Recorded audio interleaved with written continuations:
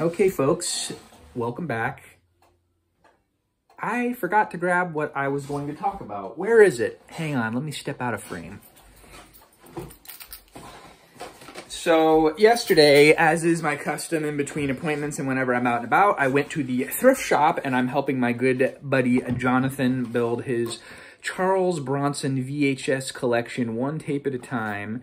And for 50 cents, I picked up this 80s release starring Charles Bronson and Lee Marvin, Death Hunt, which is in this early 80s style slipcase, but then it doesn't have a traditional sticker like VHSs of the era.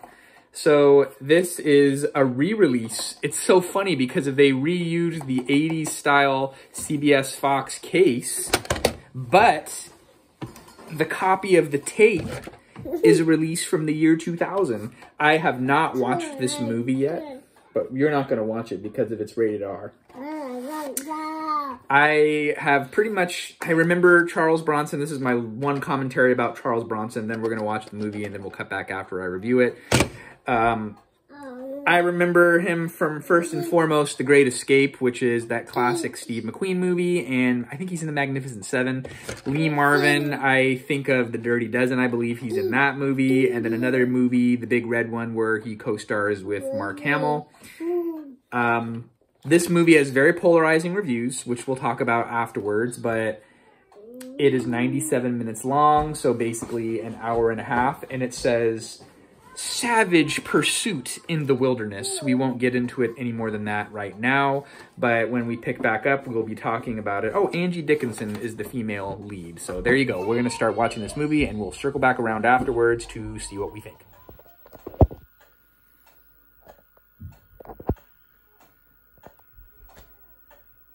The previews looked interesting, so I thought I'd document these, and I don't.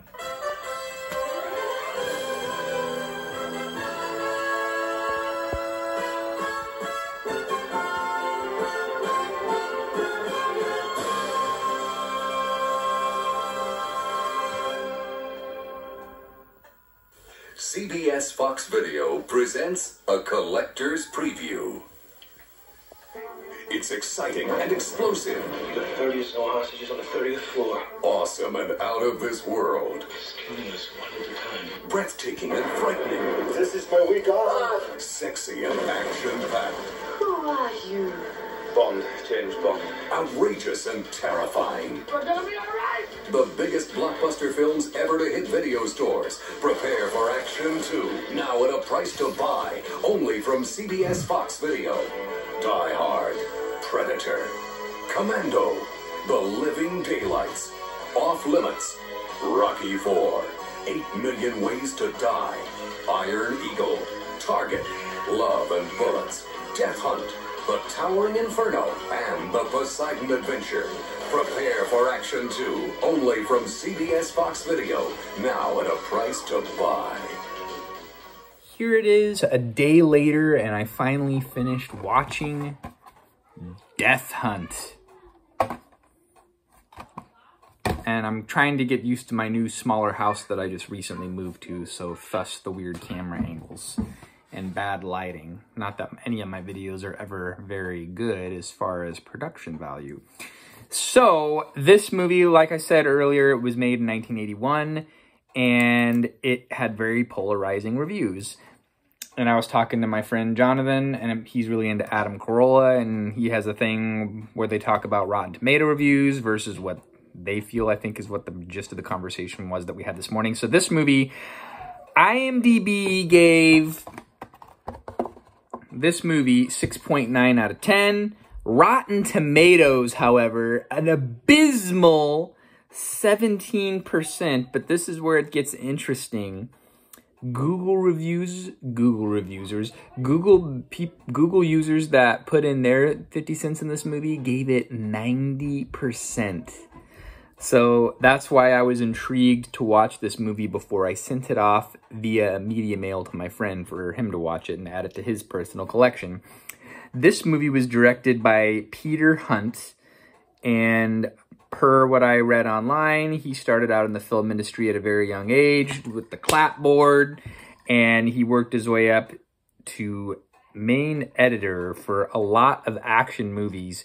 He was the first James Bond movie editor for Dr. No, 1962, and he made his directorial debut in 1969 with another James Bond movie, On Her Majesty's Secret Service, which is one of those in-between movies where Sean Connery left, but then came back later on for Diamonds Are Forever in the early 70s. So he developed a quick action shot style of editing, the director of this movie, and his specialty was action movie editing. He did a lot of stuff that I had never really heard of. But the other guy that was in this movie that I was surprised pleasantly, he played like this sidekick, was, I'm looking at my notes, where is it? Carl Weathers, where he's in Predator, he's in the Rocky movies, he plays Chubbs in Happy Gilmore. He's like a sidekick to the Lee Marvin character. I had no idea what this movie was about. So it takes place in the early 1900s in the Yukon Territory, which is part of Canada, up towards Alaska way. And basically, this movie could be called the feel-good movie of the 80s. And that's, I don't know, I ended up watching this whole movie and thinking like, why is this movie so hated? Okay, there's an incredibly bad edit in this movie, because this movie takes place in like 1902 up in Yukon, Canada, which would have been like not really developed. And there's this one scene where Charles Bronson's character, whose name is Albert Johnson, he is like jumping across this river and there's a highway in the background. So that was like the worst flub of a period film that I have seen ever, probably. Maybe not ever, but it was pretty bad. But besides that, I don't know why it was really rated R. It wasn't really incredibly violent. It was cheesy, but there was a lot of unnecessary profanity. I felt like this movie was very tame and would have been PG-13 by any other standard from another time.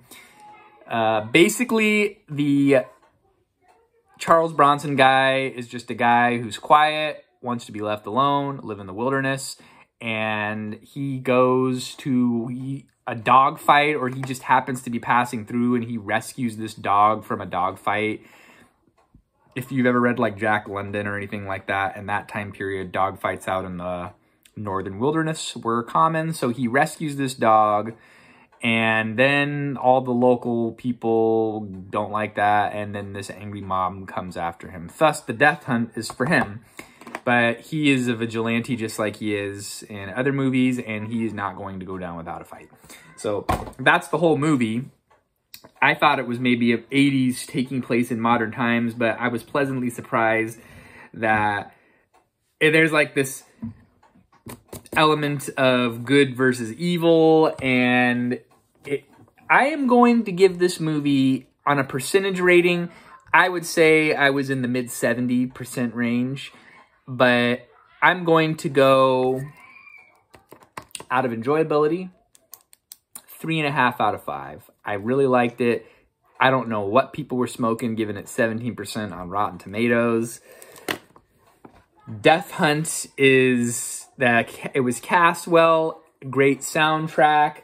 Some of the stuff was a little cheesy. Some of the dialogue was a little cheesy, but I liked where the movie went, and I felt like it had a redeeming quality in the end, and the end just was very satisfying for me. So that's it.